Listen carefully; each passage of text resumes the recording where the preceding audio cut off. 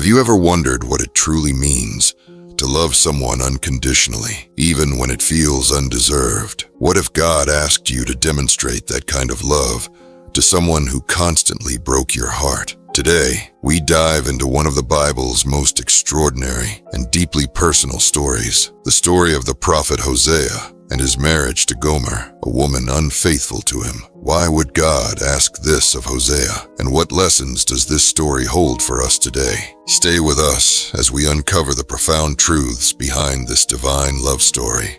The story begins in the 8th century BCE. During a tumultuous time in Israel's history, the nation was divided into two kingdoms, Israel in the north and Judah in the south. Hosea was a prophet called by God to deliver a challenging message to the northern kingdom of Israel, a kingdom steeped in idolatry, corruption, and moral decay. Hosea's mission was to call the people back to God, urging them to abandon their worship of Baal and other false gods. But God didn't just want Hosea to speak his message. He wanted Hosea to live it out. And that's where the story takes an unexpected turn. One day, God gave Hosea an unusual and deeply challenging instruction. In Hosea 1:2, the Lord said, "Go, marry a promiscuous woman and have children with her, for like an adulterous wife, this land is guilty of unfaithfulness to the Lord." This was no ordinary calling. Hosea was being asked to enter into a covenant relationship with someone who would represent Israel's unfaithfulness to God. His marriage would serve as a living parable, showing the people the depth of God's love and his pain over their spiritual betrayal.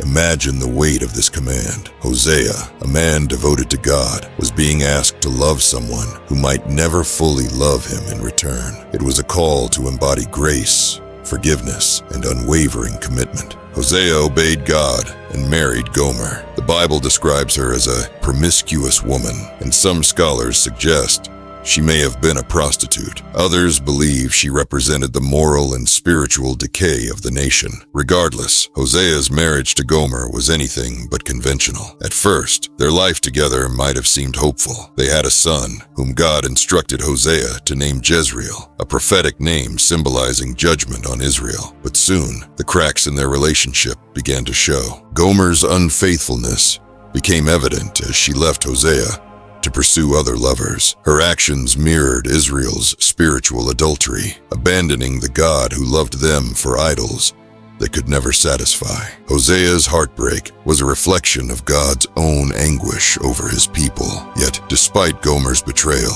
Hosea remained faithful. God's instructions to Hosea were clear. He was to continue loving her, just as God continued to love Israel. In Hosea 3:1, God says, "Go, show your love to your wife again, though she is loved by another man and is an adulteress. Love her as the Lord loves the Israelites, though they turn to other gods and love the sacred raisin cakes." In one of the most poignant moments of the story, Hosea goes to redeem Gomer. The Bible tells us that he purchased her for 15 shekels of silver and a measure of barley, likely the price of a slave. Imagine the scene. Hosea, a man of God, walking into a place of shame and humiliation to buy back the wife who had betrayed him. This act of redemption was a powerful symbol of God's love for his people, a love willing to pay any price to bring them back. Hosea didn't just rescue Gomer physically, he sought to restore their relationship. He said to her in Hosea 3:3, "You are to live with me many days. You must not be a prostitute or be intimate with any man, and I will behave the same way toward you." Hosea's story was more than a personal journey. It was a prophetic message to Israel. Through his marriage, God was showing his people that their idolatry was like spiritual adultery. Yet, despite their unfaithfulness, God's love remained steadfast. The names of Hosea's children also carried prophetic significance. Jezreel symbolized judgment. Lo-Ruhamah meant not loved, and Lo-Ami meant not my people. These names were warnings to Israel about the consequences of their sin, but they also hinted at hope, as God promised restoration in the future. So, what can we learn from Hosea's story? First, it reminds us of the depth of God's love, a love that pursues us even when we turn away. It challenges us to reflect on our own lives. Are there areas where we've been unfaithful to God? Are we chasing after things that can never truly satisfy? Second, Hosea's story teaches us about grace. Just as Hosea extended forgiveness to Gomer, we are called to forgive others, even when it's hard. It's a reminder that love is not always about what feels easy or fair.